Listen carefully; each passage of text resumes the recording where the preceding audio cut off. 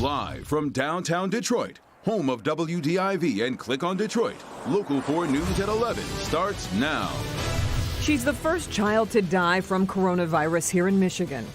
Skylar is out here and she's shining her light for us to tell the world this can happen to any family. Just 5 years old, her parents, both first responders, sharing Skylar's story tonight, pleading for everyone to follow the stay-at-home order. And Skylar Herbert is now the youngest of 2,468 people who have lost their lives from the virus here in Michigan. There are 3,200 confirmed cases in Michigan, an increase of 576 in the past 24 hours, the lowest one-day increase reported in weeks. With a stay-at-home order expiring at the end of the month, Governor Gretchen Whitmer says the next 10 days will be very important into deciding how the state reopens. I'll be working with a team of experts to determine what next steps look like. But what happens depends on how these next 10 days go. To those of you who are hopeful we'll be able to start loosening some restrictions, stay home now to better make the odds that we're able to do that in 10 days. Today, House Republicans released their plan to reopen Michigan, calling for parts of the state to reopen faster than others. The state legislature will next meet April 30th when it will decide whether to extend the state of emergency declaration. The parents of the youngest coronavirus victim in Michigan telling their daughter's story tonight. Mayor Mike Duggan calling Skylar Herbert a true daughter of Detroit. Her parents spoke publicly today. Jason Colthorpe joins us live tonight with a message they have for everyone. Jason, this is just heartbreaking. It really is, Kim, and good evening to you. You know, Mom is a Detroit police officer here.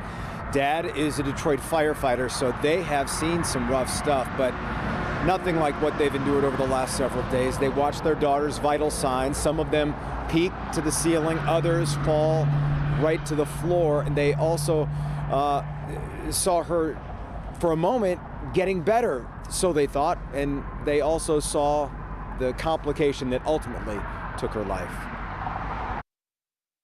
First thing to know about her, to know her, was to love her. Skylar Herbert was a gift to her parents, Ebby and Lavondria. She loved putting on dresses and, of course, playing in mommy's makeup. Lavondria was 41 when she had Skylar, and that was big news where she worked, the Detroit Police Department. Everybody knew her and wanted to see her, of course, when I had her. And so she was really definitely on the Detroit Police Department. She really was part of the family. As you might imagine, the department honored Skylar today with a procession of squad cars past the Herbert home. Skylar developed a rare complication that led to inflammation of her brain, and she died Sunday morning at Beaumont Hospital. Vani now holds on to more than just her daughter's memory. I cried, all day. I cried all night. I cried in my sleep. I slept with, my baby loved teddy bears, of course. And so I slept with the teddy bears, the teddy bears that she slept with at the hospital. I just hold on to them. Ebby is also a first responder, a Detroit firefighter, and he is begging people to follow the stay-at-home order. We have to let the world know that this virus doesn't care what age you are, what nationality you are, what political preference you have. It's serious and it will devastate you. Ebby at one point said he thinks Skylar can change the world, meaning he and his wife have seen people not wearing masks that just completely stunned them. And he wants people to know that, this can happen to any family. You just need to make sure you're following those stay-at-home orders. In Detroit tonight, Jason Colbert, Local 4. Such a tough story. Okay, Jason, thank you. Well, we have some breaking news to get to right now. President Trump tweeting late tonight he will sign an executive order to temporarily halt immigration to the United States. The president says he is taking the action in response to the coronavirus pandemic and the need to protect jobs. He did not indicate how long the suspension would last.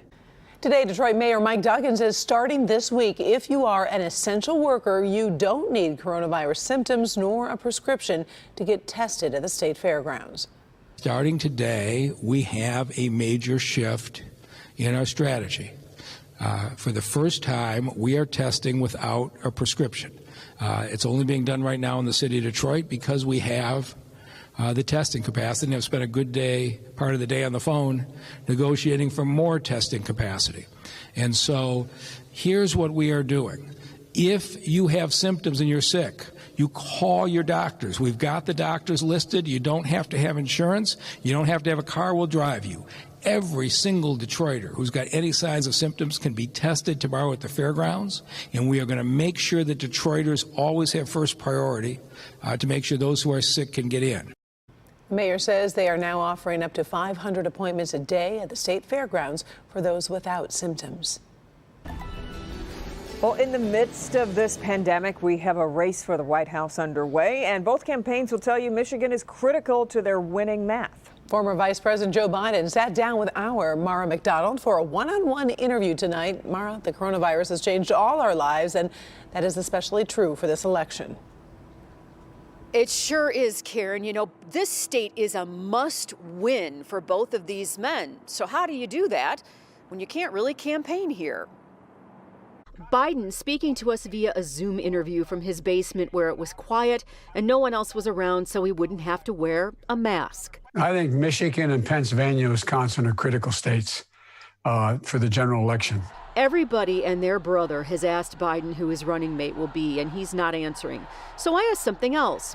Could he see a spot in his administration for either Mayor Duggan or Governor Whitmer? Yes, I could see them both having places in my administration. He has praise for both. Mike is one of those guys that stepped up and did the right thing, wasn't afraid to tell the truth, just set things up and got the city moving until this pandemic hit. I think Gretchen is a really, really serious player. I think she's capable of doing virtually anything. And as you might imagine, he is intensely critical of how the Trump administration is handling the pandemic. Look, this is local. This is all local.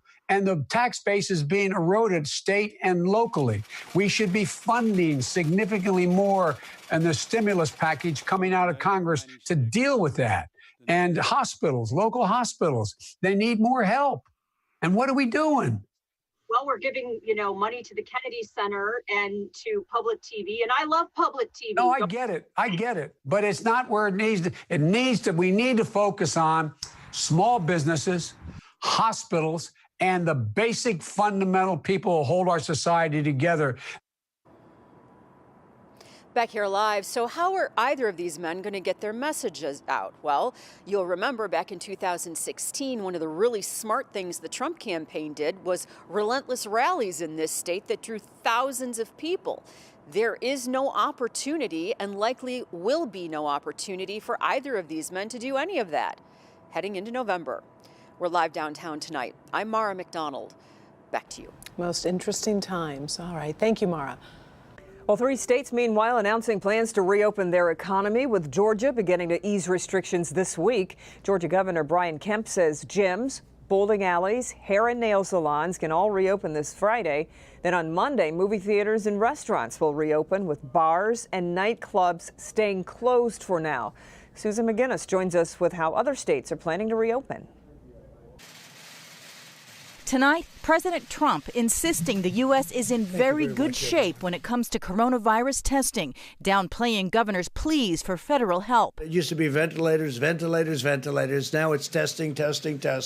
Armed with maps and charts, the White House task force insisting every state has enough tests to begin the reopening process. We have enough testing capacity today for every state in America to go to phase 1. But experts argue testing capacity does not equal tests and sends a false signal about readiness. On testing and funding, those are the 2 areas that we're looking to work with our federal partners. New York Governor Andrew Cuomo, who's been careful in his criticism of the administration's response, is heading to the White House Tuesday for an Oval Office meeting with the president. We, believe it or not, we get along. Protesters around the country still demanding stay-at-home orders be lifted. Several governors, including Georgia's Brian Kemp, announcing a Friday reopening date for certain businesses. We will allow gyms, fitness centers, bowling alleys, body art studios, barbers. This, as a new NBC News poll finds, more than half of Americans say they worry more about reopening too soon than about the economy. Meanwhile, lawmakers tonight appear closer to a deal to replenish the Small Business Rescue Fund, the $350 billion fund depleted as of last week. Susan McGinnis, Local 4. All right. Well, let's check in with Ben, and you're tracking some showers and storms, Ben.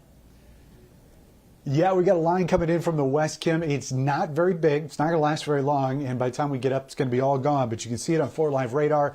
Looks fairly intense there in the central part of the state there around Lansing. But notice earlier tonight, within the last hour or so, we've had some lightning strikes out there on the southern end west of Kalamazoo. They've all faded as of right now. And you can see as that line moves through, it's only going to spend about an hour or so on top of any spot here in southeast Michigan. And by the time we wake up tomorrow morning, not only are we going to be dry, but we're going to start seeing the clouds break up. And there is the potential that we could be seeing a few snowflakes from some of that wraparound moisture tomorrow morning that'll translate into a few raindrops in the afternoon. That's a look at the rain. Coming up, we'll talk about the cold because we have the potential of setting a record tomorrow. We'll discuss that and take a quick look at your weekend, too, in just a few minutes. Karen? All right, thank you, Ben. Still ahead, changes coming to our metro parks. What is starting this week at those parks to help keep everyone safe? Tim. Last week we told you about local music schools having a tough time, having to resort to virtual music lessons and the challenges they bring.